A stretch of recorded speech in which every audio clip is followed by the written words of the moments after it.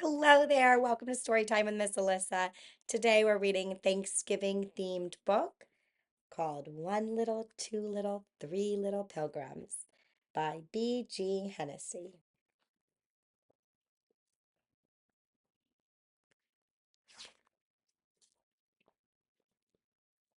One little, two little, three little pilgrims. Four little, five little, six little pilgrims.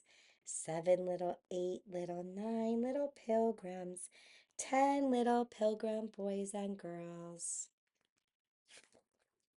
One little, two little, three little Wampanoag. Four little, five little, six little Wampanoag.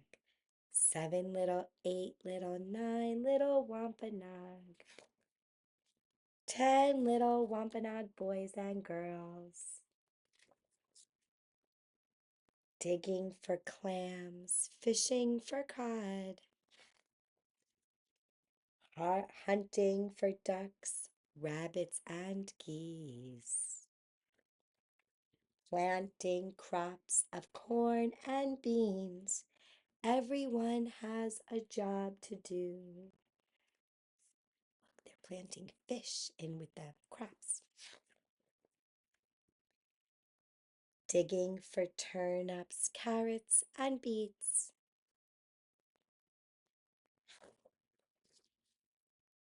Gathering nuts, berries, and squash. Carrying baskets of barley and corn. Now it's time to celebrate. One big, two big, three big turkeys. Four big, five big, six big turkeys. Seven big, eight big, nine big turkeys. 10 big turkeys for the feast.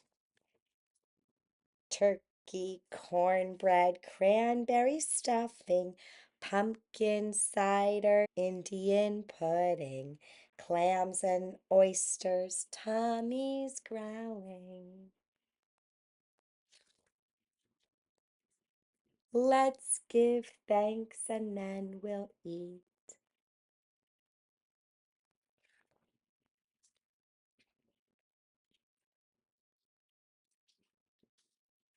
Here's a little note from the author I'll read now. Is this book about the first Thanksgiving? No, it's meant to give a general picture of Pilgrim and Wampanoag life. The 3-day feast that we know as the first Thanksgiving was held in Plymouth in 1621 to celebrate the harvest. Who are the Wampanoag? Wampanoag means people of dawn. Cape Cod is one of the easternmost points in North America. That's where the sun rises first in the morning. The Wampanoag belong to the Algonquin speaking people. Did the children really work this hard? Yes, they did. Everyone worked hard. The Wampanoag people often worked in family groups. Sometimes the entire family would hunt or fish. During the harsh winters, the men and boys would go off and hunt, while the women and girls took care of the home. Why is the Wampanoag boy planting a fish? He certainly doesn't expect it to grow. When seeds were planted, a dead fish was put in the same mound.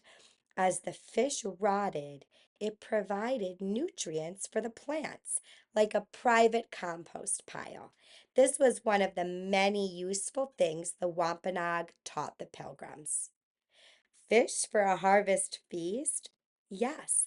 Oysters, lobsters, clams, cod, herring, salmon, and eels. Plymouth is located just north of Cape Cod in New England. It was one of the richest fishing areas in the world. But when the colonists first arrived, they did not know the best ways to fish. Squanto, an adopted member of the Wampanoag village, taught the pilgrims many fishing and planting techniques. These techniques were very important in helping the pilgrims survive. Where's the popcorn? What about the pumpkin pie? It is true that corn was a staple part of the Wampanoag diet and an ingredient in many recipes, but it is unlikely that popcorn as we know it was part of the Wampanoag feast. Popcorn was introduced to this area in the late 1700s. Sugar or any kind of sweetener would have been rare in Plymouth. There were very few desserts. People did eat pudding type dishes that were made with corn and berries and perhaps honey or maple syrup. Okay, they did have turkey. They also ate other wild birds, ducks and geese, as well as deer meat called venison. Did they really give thanks? Yes, they did. A prayer of thanks to God was a routine part of pilgrim life, and the Wampanoag had five traditional Thanksgiving festivals every year and certainly offered thanks to a higher power for their survival. And then there's also a note from the illustrator. It was a pleasant surprise to find out how much information exists about everyday life so long ago. Through books and with the help of the research director at Plymouth Plantation, I found material about the clothes, table manners, dishes, utensils, and dwellings of the pilgrims. There were many detailed pictures of Wampanoag life. Clothing, hairstyles, canoes, dwellings, fishing, and hunting methods.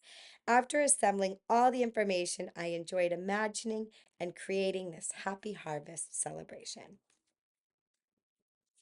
I hope you enjoyed the story. If you did, please be sure to like and subscribe for more stories just like this. See you next time.